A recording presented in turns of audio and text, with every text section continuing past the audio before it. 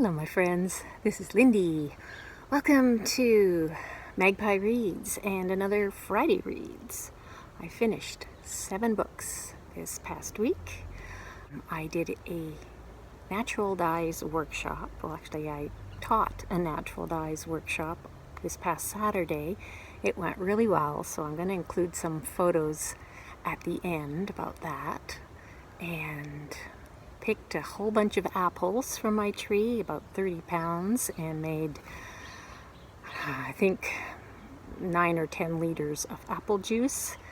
That's somewhere around 8 quarts for you people who measure imperial. What else? I got my COVID booster, so this is the 4th shot on Wednesday, and I was a little bit headachy and achy all over for 2 days, but feeling good now. And I started a buddy read of Alberta and Freedom by Cora Sandel with Marilyn Maya Mendoza, and that is going well. Now, this is a book that isn't divided by chapters, or not so far anyway, and we're about 60 pages in. Instead, dividing the scenes are, there's a wider space and 3 asterisks. It's a typographical convention that I'm wondering, does that have a name, or is it just the 3 dots? So if any of you know, I'd love to hear. I had my feminist book club on Sunday, and then the book that we discussed is A Place of Execution by Val McDermid. Now, she is a lesbian Scottish mystery author. And previously, I have only read books that are in the Lindsay Gordon series, The Lesbian Detective. Now, A Place of Execution is a standalone, which is one of the reasons why Jessica chose it.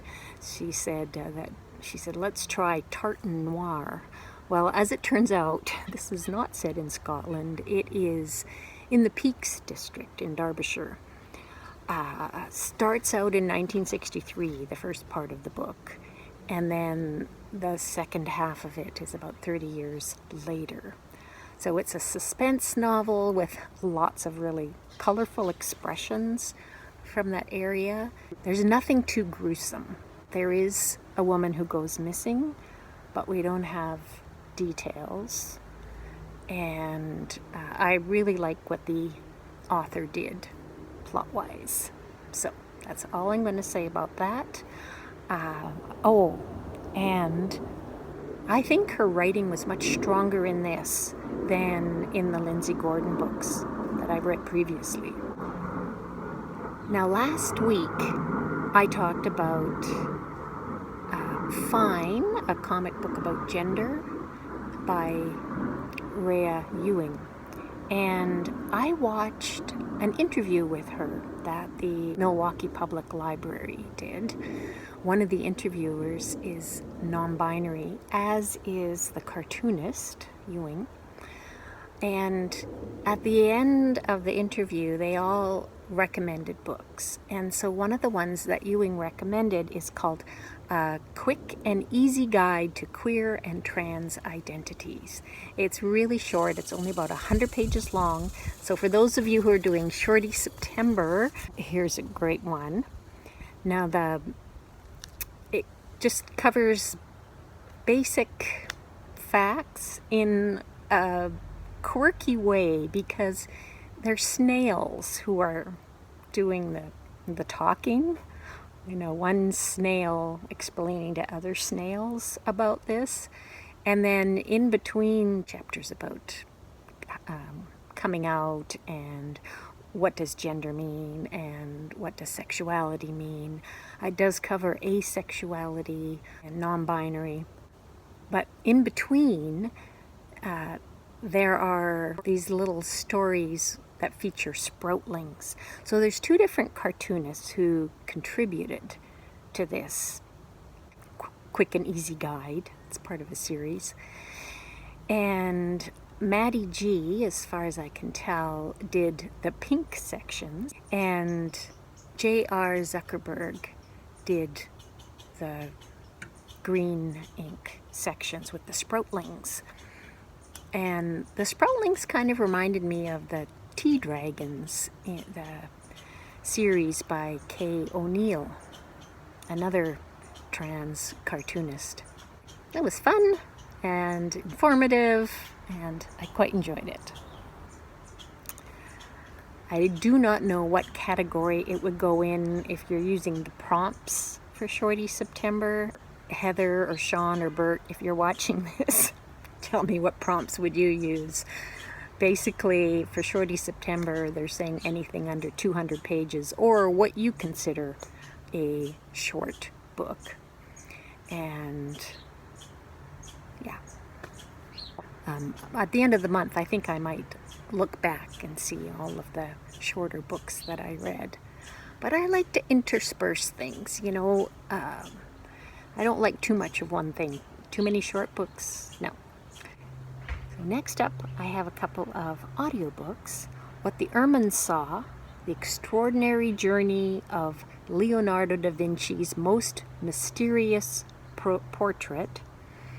And it's by Eden Collinsworth. The audio is read by Cassandra Campbell, very experienced audio narrator. So this picture, it's on the cover, or a portion of it is on the cover. It's a portrait of Cecilia Galeriani, and she was the mistress of Ludovico Sforza, who was the Duke of Milan.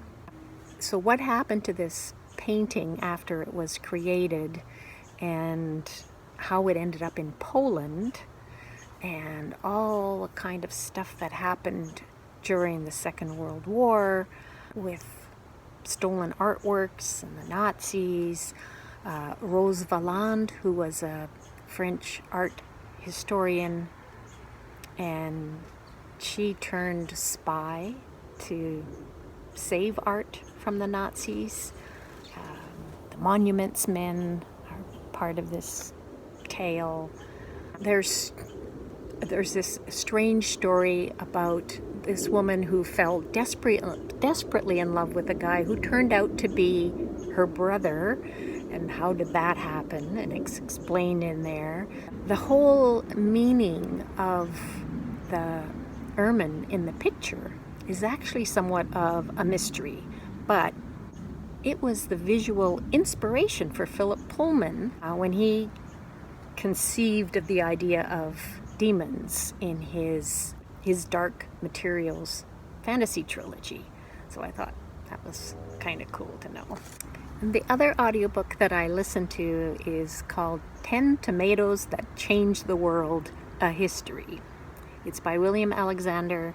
The audiobook is read by Paul Bellantoni.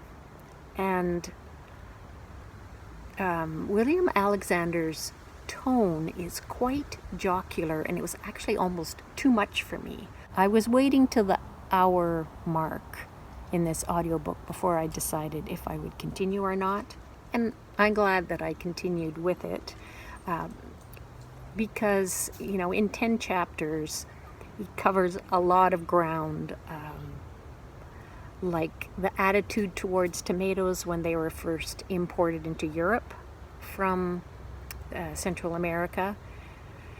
People thought they were poisonous, and how they went from being bumpy, sort of segmented looking on the outside like a pumpkin, to being smooth.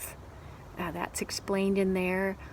He talks about how they're just grown in sand in Florida, and how they're a greenhouse crop further north, and the environmental footprint of tomatoes. There's a 2014 study that showed that 1/4 to 1/3 of Americans got their caloric, saturated fat, and sodium intake from pizza. Also, that I think it was when Michelle Obama was trying to get healthier food in schools, there was opposition to that, and in the end somebody officially declared that pizza is a vegetable. Oh, and there's some really good Heinz ketchup stories as well.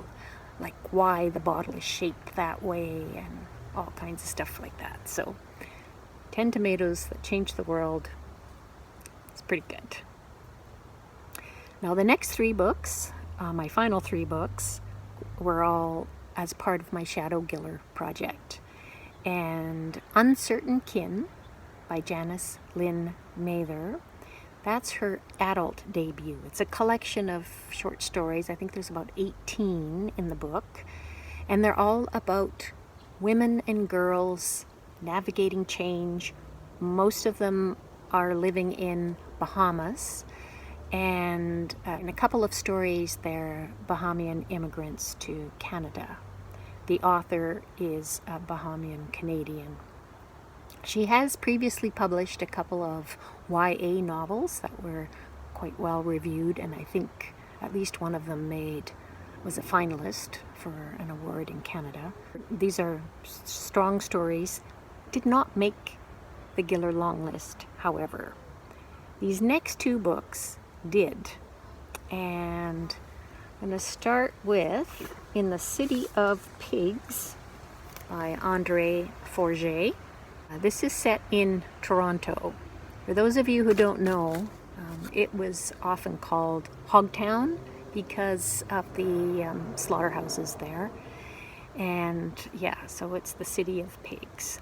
And there's a former musician who has left Montreal, and he's just kind of drifting, not sure what to do with himself, and ends up writing music criticism for a magazine in Toronto. Lots of stuff about avant-garde music and classical music and performance spaces in old theaters that are going to be torn down and made into high-rises.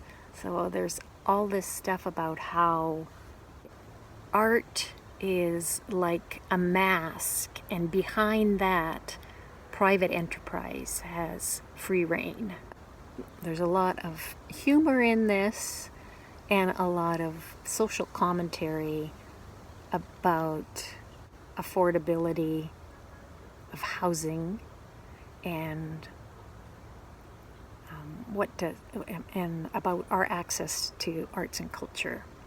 One of the things that really struck me about this is what a small world we have in Canadian literature. So I'll show you what I mean.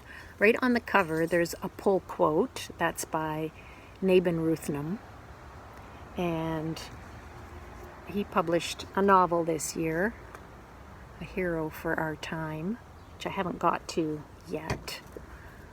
Noor Naga is thanked in the acknowledgements.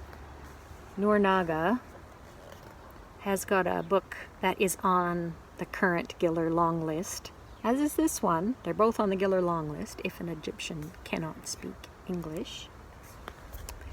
And in the content in here, there's a place where he talks about meeting up with somebody in a bar called the Communist's Daughter in Toronto, and that it's a bar that once appeared in a Sheila Heti novel. Sheila Heti has a book on the Giller long list this year. He talks about the CBC, the Canadian Broadcasting Company, recommended novels, how people read a couple of pages and then fall asleep. He talks about Scotiabank. Scotiabank is the corporation that funds Canada's Giller Prize. The great rust bulk of Scotiabank rose like a megalith, flanked by the black standing stones of the TD Canada Trust and pale phallus of BMO, Bank of Montreal.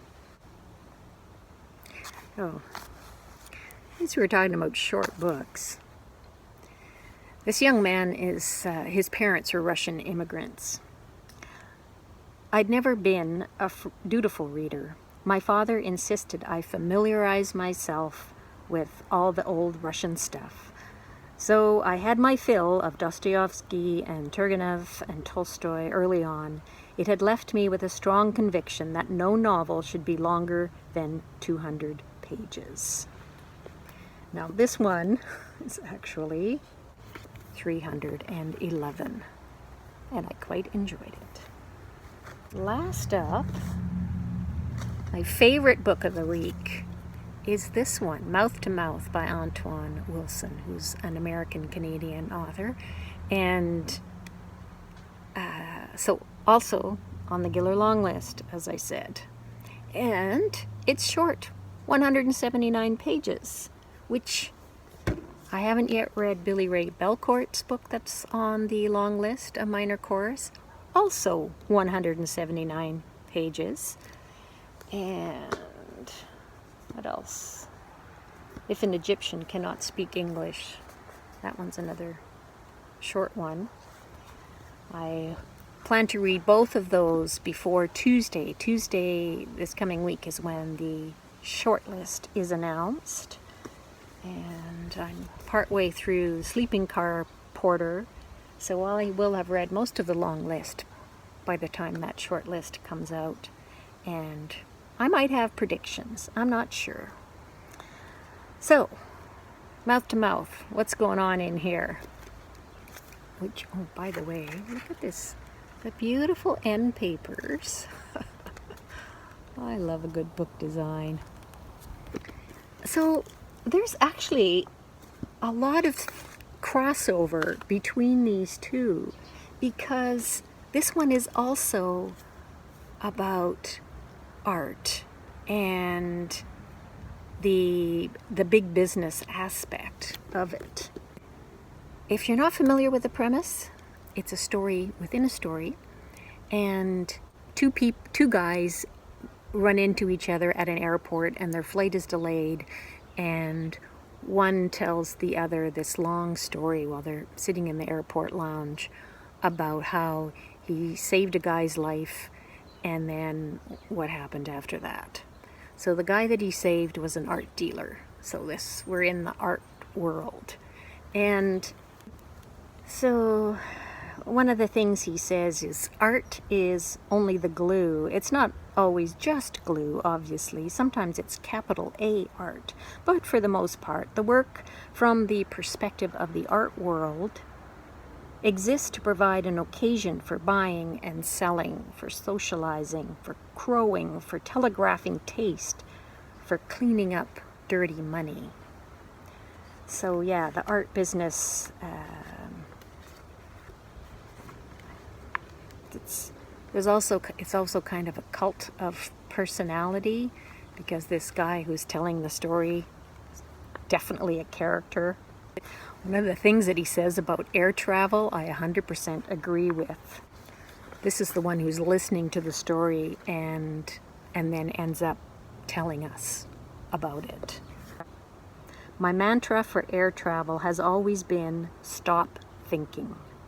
From the moment one enters the airport, one is subject to a host of procedures and mechanisms designed to get one from point A to point B. Stop thinking and be the cargo. Just get there. The in-between part, the travel part, I find it's never pleasant. So that's it for my Friday reads. Please let me know in the comments if you have read any of these and what you think. And if you know about those 3 dots and if they have a particular name, I would love to know that.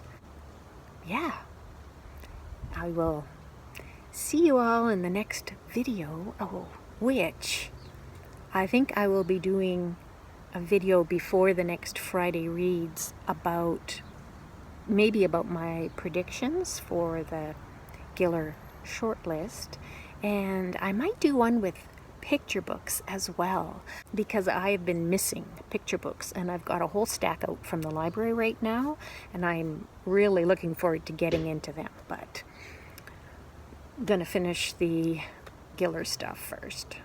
So thanks again for watching. I'll see you soon.